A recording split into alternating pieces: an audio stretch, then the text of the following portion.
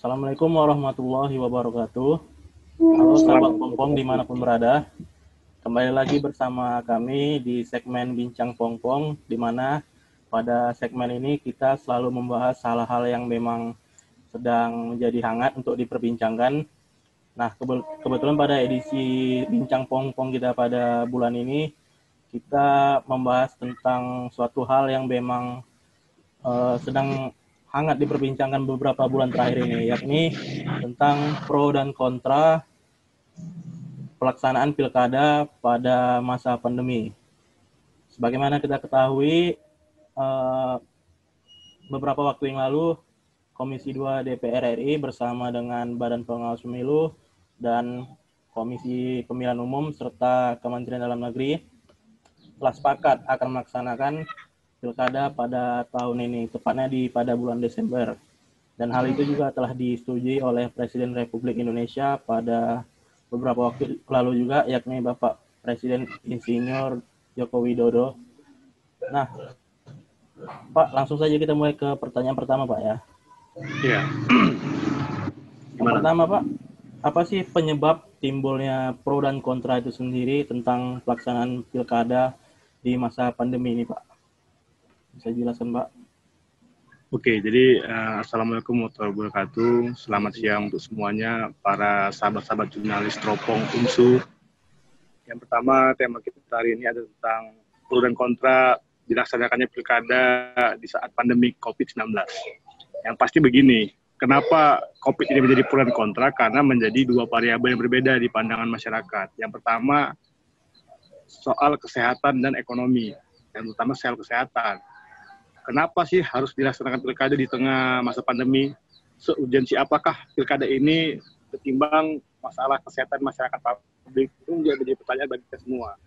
Makanya terjadi pro dan kontra antara masyarakat, pemerintah, pemerhati demokrasi, partai politik dan sebagainya menjadi tarik ulur proses demokrasi ini, proses pemilu ini di masa pandemi.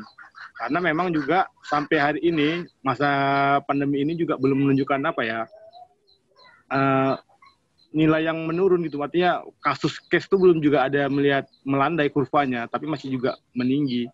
Sampai saat ini juga menjadi bahan pertimbangan masyarakat, bahan pertimbangan kelompok umat demokrasi untuk menunda pilkada tersebut. Karena hari ini juga masyarakat belum melihat sih gimana ya, maksudnya dampak dari pilkada juga kepada proses kesejahteraan masyarakat. Banyak toh daerah yang hasil pilkada juga tidak ada perubahan signifikan bagi daerah itu sendiri. Makanya juga menjadi menjadi sesuatu yang tabu bagi masyarakat untuk harus melaksanakan demokrasi gitu. Karena di tengah pandemi, di tengah juga pergonjangan ekonomi yang lagi melambat dan sebagainya. Jadi ini menjadi perhatian serius bagi pemerintah dan masyarakat. Begitu dia. Baik, Pak. Itu kan tadi secara teori ya, Pak, ya. Sekarang saya mau tanya secara pendapat Bapak itu sebagai salah satu dosen juga kan di ilmu politik dan ilmu sosial. Gimana, apakah keputusan dari pemerintah ini untuk tetap melaksanakan pilkada pada tahun ini, apakah itu termasuk suatu keputusan yang tepat, Pak? Di masa pandemi. Kalau saya menilai begini, boleh-boleh saja pilkada dilaksanakan, tapi harus ada regulasi yang jelas terkait peraturan, misalnya protokol kesehatan, misalnya pengerahan massa, metode pemilihan dan sebagainya. Nah, pemerintah juga harus bisa membuat sesuatu yang baru, inovasi dalam peraturan-peraturan pilkada. Misalnya dibatasi kampanye hanya beberapa orang tertentu, digunakan jalur-jalur media sosial untuk menyampaikan nilai-nilai politik, itu juga bisa gitu loh. Karena nggak hanya di tempat kita, di negara-negara maju juga ada juga pilpres, election. Di Amerika itu lagi election, tapi mereka mengurangi rentan waktu debat, mengurangi rentan waktu untuk bertemu di forum-forum terbuka. Ini bisa. Nah, sekarang masalahnya ada nggak will pemerintah dan will calon peserta pilkada melaksanakan ini begitu. Nggak mesti kok hari ini 2020 kampanye tatap muka, ngumpulkan massa. Itu kan cara-cara lama dalam berpolitik. Bisa saja digunakan dengan cara-cara baru. Buat iklan konten kreatif misalnya di YouTube, buat video-video menarik, inspiratif di Instagram dan sebagainya, lalu bersponsorkan, diiklankan di target-target yang ingin diraih. Ini bisa. Nah, sekarang memang sudah zamannya sudah beralih, tidak lagi zaman manual, harus tatap muka ketemu satu-satu, door-to-door, itu nggak lagi lah, nggak relevan dengan 2020 hari ini. Di Solo, satu contoh misalnya si Gibran Raka Buming, mereka kampanye pakai layar digital, layar digitalnya berkeliling ke kampung-kampung, calonnya di rumah aja. Bisa juga interaksi. Yang penting apa? Nilai-nilai politik itu tersampaikan kepada masyarakat. Dan masyarakat bisa menilai visi misi calon bersangkutan untuk dipilih di kemudian hari. Itu dia. Selanjutnya Pak, kami juga memiliki tadi ada data dari Kementerian Kesehatan, yakni pada sampai Oktober ini ada sekitar 380.910 kasus yang mungkin akan terus melonjak lagi Pak gitu. Nah, tadi Bapak bilang kan bisa saja kita melaksanakan pilkada kalau memakai protokol kesehatan gitu Pak ya. Iya, protokol yang ketat tentunya. Sampai saat ini kita juga mungkin telah menerapkan new normal dengan protokol kesehatan. Akan tetapi dari angka Kementerian Kesehatan itu terus melonjak naik, Pak. Nah, apa itu tidak bisa disebut sebagai keputusan yang salah dari pemerintah? Iya, memang begini. Saya lihat juga pemerintah juga tergesa-gesa dalam memutuskan pilkada langsung ini ya, di tengah pandemi. Karena bukti empiris mengatakan bahwa sampai hari ini kurva COVID itu tidak melandai. Yang ada justru meninggi, menaik gitu. Ya, contoh saja Medan, sebagai kota besar, ya kan, Jakarta kita lihat. Lalu ada juga di Surabaya dan sebagainya. Nah, kota-kota besar ini kan bisa menjadi basis percontohan bagi pemerintah untuk melakukan kajian-kajian, keputusan yang bersifat darurat dan cepat diambil dalam situasi begini gitu. Nah, kenapa juga tidak ada keputusan yang tepat di saat seperti ini? Karena pemerintah ragu dan bimbang. Pemerintah terlalu mengulur waktu, terlalu bimbang dalam mengambil keputusan. Karena bagi kami selaku akademisi dan pengamat tentunya kesehatan dan keutamaan masyarakat ini lebih utama daripada aspek politik dan sebagainya. Karena kalau pilkada ditunda di 2021 nggak ada masalah kok, sah-sah aja. Tapi kesehatan kan mahal. Hari ini korban terus berjatuhan. Tenaga medis juga sudah lelah menangani berbulan-bulan kasus ini. Jadi memang harus ada sosok-sosok negarawan, politisi yang berani mengambil keputusan, terutama Pak Mendagri, Pak Presiden dan sebagainya, kelompok terkait untuk udahlah pilkadanya ditunda aja atau di stop. Kalau dilanjutkan dengan cara yang mode baru, inovasi dilakukan, bukan dengan cara-cara lama. Hari ini kan kampanye aja protokol kesehatan, tapi realita di lapangan juga masih banyak belum pakai masker, masih banyak juga terbukti pengerahan massa, bahkan calon wali kota yang bersangkutan, calon kepala daerah juga ada positif COVID. Contoh di Binjai misalnya, di Sergei juga ada Pak Sukirman.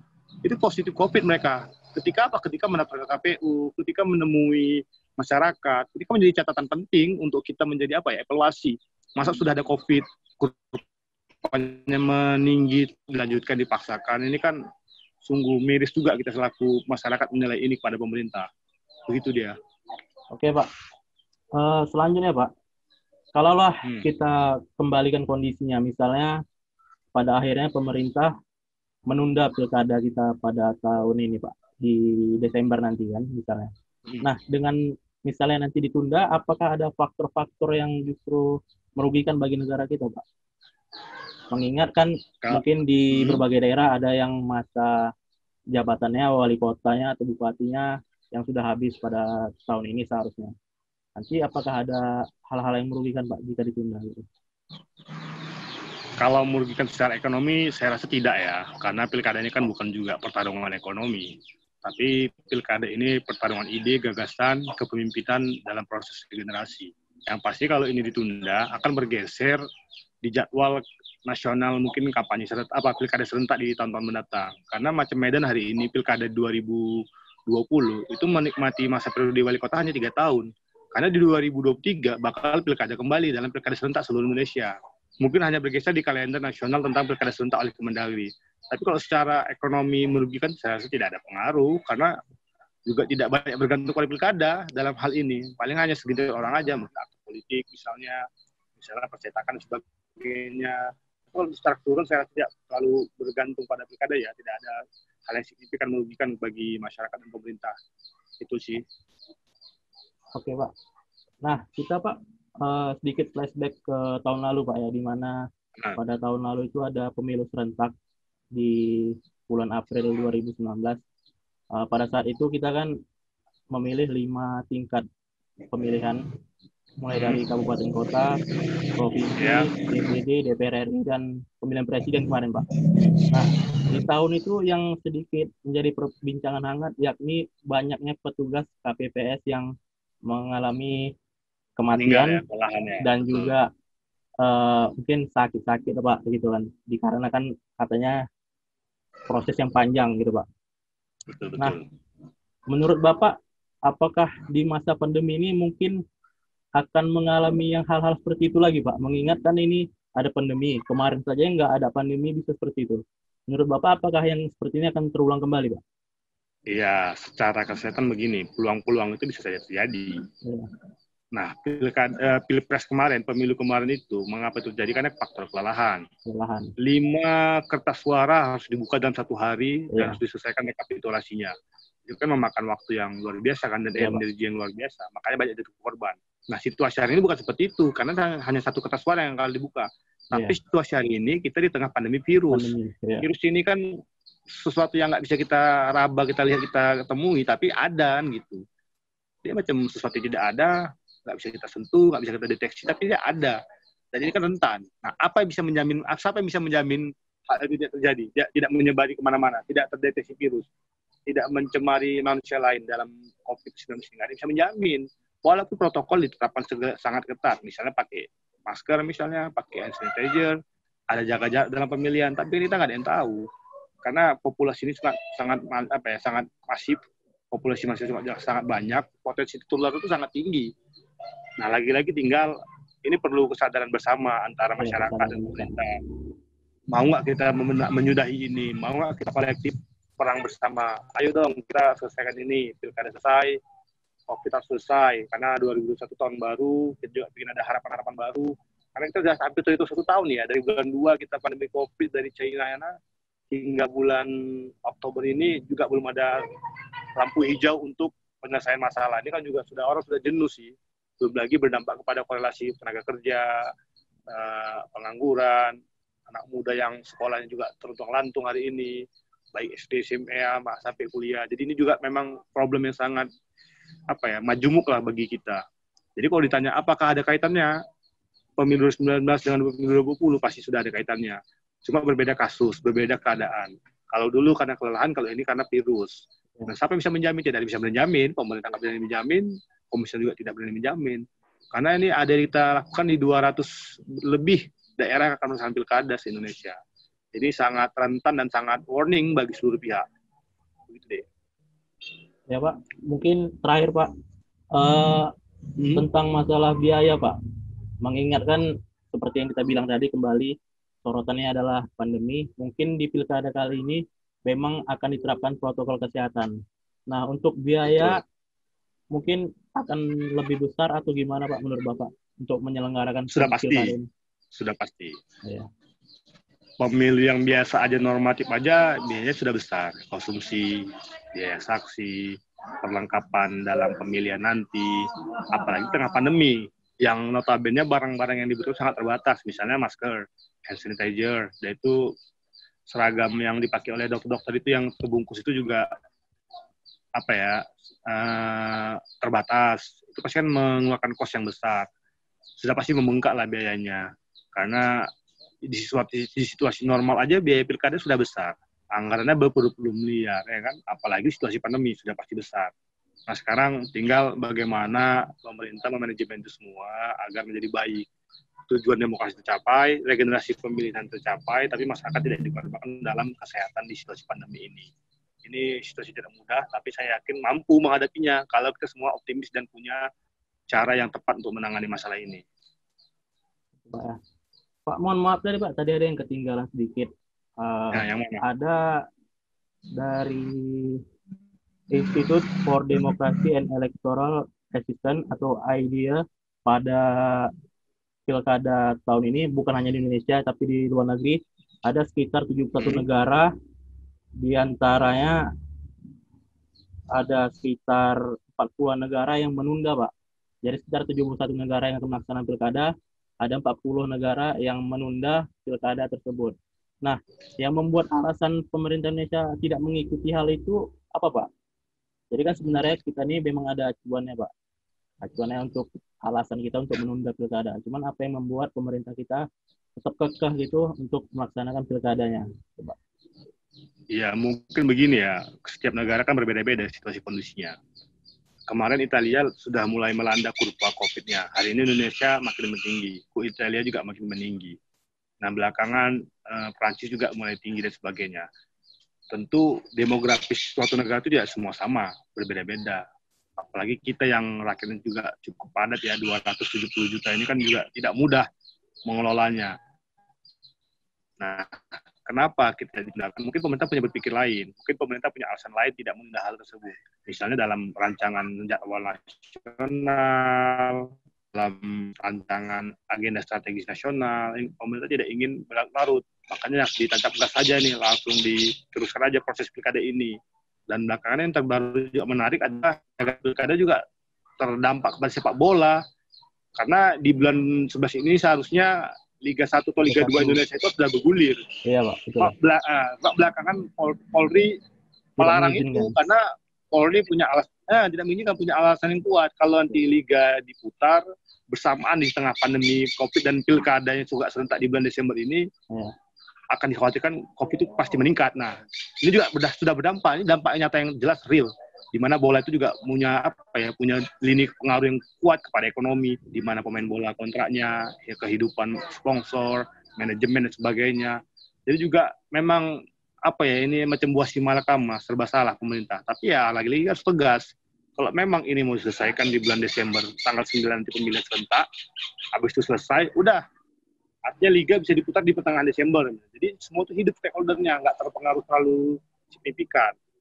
Jadi kalau pemerintah melanjutkan pilkada serentak mungkin karena punya pertimbangan lain. Karena kita masih dianggap belum semua zona merah dan masih mungkin untuk melaksanakan pilkada dengan batasan-batasan yang ketat dan jelas regulasinya. Makanya tetap dilanjutkan. 240 lebih selesai pilkada di Indonesia di tahun ini ya, 2020 ini. Masuk Medan, Binjai, di Sumatera Utara ada 23 kabupaten kok salah. Itu ya. Pak, boleh Pak, kesimpulan sekaligus harapan Bapak apabila memang benar-benar pilkada ini pada Desember ini memang benar-benar terlaksana gitu Pak. Jadi kesimpulan kita hari ini diskusinya adalah demokrasi itu sejatinya kan suatu produk yang untuk mensejahterakan rakyat. Suatu cita-cita dari founding fathers-nya untuk bagaimana negara mengelola tujuan-tujuannya demi kemakmuran masyarakat. Nah, jangan sampai demokrasi membawa dampak negatif pada masyarakat, terlebih di situasi pandemi COVID hari ini. Jangan gara-gara pilkada, masyarakat terbebani, penularan COVID terus meningkat, lalu negara menjadi tidak baik dan serba kolab dari semua sisi kehidupan. Nah, harapan kita juga kepada calon-calon kepala daerah untuk tegaslah, berilah teladan yang jelas, berilah sikap-sikap contoh yang baik kepada masyarakat, gunakan masker, kurangi berkumpul pada masa-masa yang terlalu banyak, kurangi tempat-tempat terbuka untuk bertemu tatap muka, gunakan energi dalam proses pilkada ini. Banyak kok konten-konten medsos, gadget, juga ada media sosial Facebook dan sebagainya untuk digunakan menjadi acuan dalam mencapai nilai politik. Nah, memang kepala daerah harus dilandasi atau dibekali dengan ilmu-ilmu yang inovatif, baik konsultan politiknya, mungkin tim suksesnya dan sebagainya. Karena saya juga punya teman yang hari ini juga maju di kepala daerah di beberapa wilayah juga sudah beralih ke ranah yang inovatif dan kreatif gitu, tidak lagi dengan cara-cara yang lama. Nah, jadi masyarakat juga harus sadar secara kolektif, pemerintah juga harus sadar secara kebersamaan agar saling menjaga antara kedua belah pihak ini. Pilkada lancar, proses demokrasi lancar, ekonomi jalan, agenda politik terselesaikan, dan masyarakat tidak jadi korban dari COVID. Itu kesimpulan diskusi kita hari ini. Baik Pak, mungkin itu aja tadi diskusi kita, dan pertanyaannya juga udah habis dan udah Bapak jawab semua, gitu Pak. Jadi pada Pak Gusti kami mengucapkan terima kasih karena terusnya rela menyediakan waktu yang meluangkan waktunya untuk diskusi kita pada hari ini. Semoga bermanfaat juga buat teman-teman nanti yang melihat tayangan kita ya. Amin, siap. Nah, untuk Sobat Pompong dimanapun berada, mungkin sampai sini dulu segmen Bincang Pompong kita pada edisi pada hari ini. Kita juga sama-sama berharap bahwasanya apapun hasil dari pemerintah nanti, apapun keputusan dari pemerintah, melanjutkan ataupun menunda pilkada, semoga itu menjadi sebuah keputusan yang memang benar-benar bermanfaat bagi negara kita dan juga untuk daerah-daerah, kabupaten, kota, ataupun provinsi yang melaksanakan pilkada nantinya bisa mendapatkan sosok pemimpin yang memang benar-benar diidamkan oleh masyarakatnya. Benar. Mungkin sampai sini dulu Bincang Pompong kita. Sampai jumpa di edisi Bincang Pompong lainnya, Bincang Pompong selanjutnya. Wassalamualaikum warahmatullahi wabarakatuh. Salam Persma. Waalaikumsalam warahmatullahi wabarakatuh. Siap.